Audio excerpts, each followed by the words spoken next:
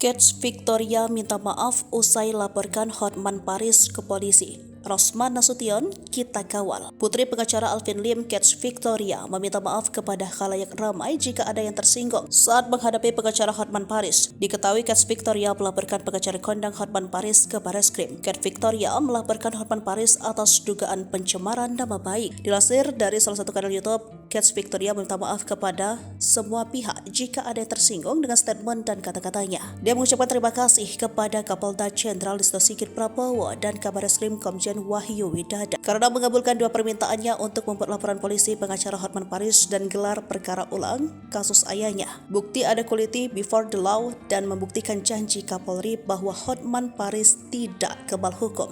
Sejauh ini belum ada tanggapan langsung dari Hotman Paris secara resmi, namun di akun TikToknya Hotman Paris Official, pengacara kondang itu memberikan klarifikasi atas kasus yang menjerat Alvin Lim melalui Tasya Winonah menjabarkan kasus yang membelit pengacara Alvin Lim.